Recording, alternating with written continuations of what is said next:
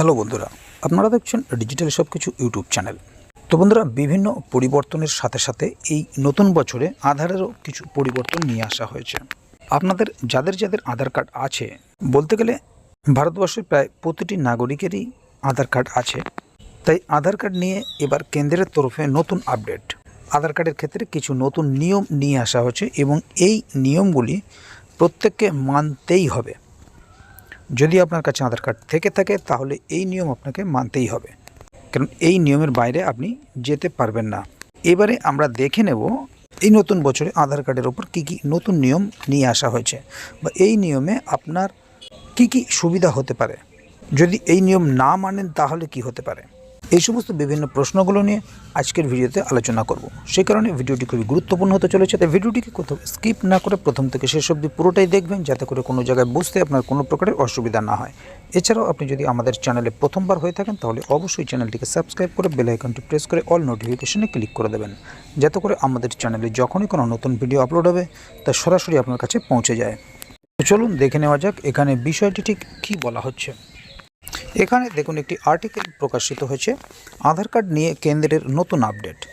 আধার card থাকলে এই নিয়মগুলি মানতেই হবে। ভারতের প্রত্যেক নাগরিকের জন্য আধার কার্ড সবচেয়ে গুরুত্বপূর্ণ পরিচয়পত্রগুলোর মধ্যে একটি। ব্যাঙ্ক অ্যাকাউন্ট খোলা, সরকারি পরিষেবা অ্যাক্সেস করা এবং আরও অনেক কিছু ক্ষেত্রেই আধার অপরিহার্য। সম্প্রতি কেন্দ্রীয় সরকার এই আধার সম্পর্কিত নিয়মগুলি নিয়েই একটি বড় আপডেট ঘোষণা করেছে। এই পরিবর্তনের নাগরিকদের জীবনে কেমন প্রভাব ফেলবে, আপনারা দেখে নেব কোন নতুন নিয়ম আনা হয়েছে। সরকারি এবং বেসরকারি উভয় সংস্থাই এখন গ্রাহকদের তথ্য যাচাই করার জন্য আধার অথেন্টিকেশন ব্যবহার করতে পারে। সুবিধা উন্নত করতে এবং পরিষেবাগুলিতে আরও ভালো অ্যাক্সেস নিশ্চিত করার জন্য এই সিদ্ধান্ত নিয়েছে তথ্য প্রযুক্তি মন্ত্রণালয়। সরকার বিশ্বাস করে যে আধার অথেন্টিকেশন বিভিন্ন ক্ষেত্রে স্বচ্ছতা আনবে। এই উদ্যোগটি 2016 সালের আধার আইনের উপর ভিত্তি করে তৈরি আধার অথেন্টিকেশন প্রমাণীকরণ আইন 2025-এর অংশ। এই নিয়মে আপনার কি সুবিধা? এখন যেহেতু সরকারি এবং বেসরকারি উভয় প্রতিষ্ঠানই প্রমাণীকরণের জন্য আধার ব্যবহার করতে পারে, তাই পরিষেবাগুলি অ্যাক্সেস করার সময় আপনার পরিচয় যাচাই করা আপনার জন্য সহজ হবে।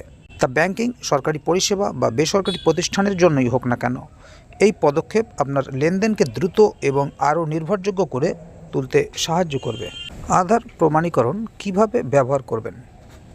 আধার অথেন্টিকেশন প্রমাণীকরণ ব্যবহার শুরু করার জন্য সরকারি এবং বেসরকারি উভয় প্রতিষ্ঠানকেই সংশ্লিষ্ট কেন্দ্রীয় বা রাজ্য বিভাগে আবেদন করতে হবে।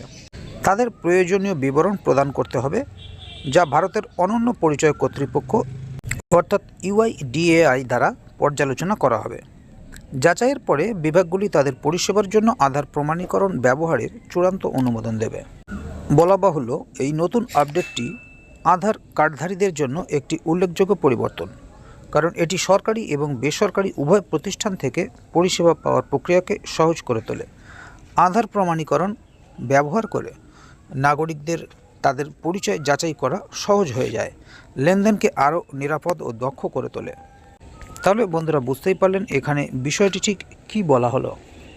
এখানে আধারের নতুন নিয়ম করে দেওয়া হয়েছে, যেখানে আগে যেমন সরকারি ক্ষেত্রে আধার অথেন্টিকেশন দেওয়া হতো, এবার বেসরকারি ক্ষেত্রেও আধার অথেন্টিকেশন পারমিশন দেওয়া হচ্ছে। আর এই নতুন নিয়মের ফলে আপনার পরিচয় যাচাইকে আরও সহজ করে তুলবে। কারণ এর আগেও আপনারা দেখেছেন যে বাজেটে KYC নিয়ে একটি বিশেষ তথ্য দেওয়া হয়েছে, KYC আপডেট করা হয়েছে। পাশাপাশি সেই সাথে আধারের নতুন নিয়ম নিয়ে আসা হলো সরকারের তরফ থেকে, এবং এই নিয়মে কি কি সুবিধা পাবেন বা কিভাবে প্রমাণীকরণ ব্যবহার করবেন সেই বিষয়গুলো অলরেডি ভিডিওর মধ্যে আপনারা জানতেই পেরে গেলেন।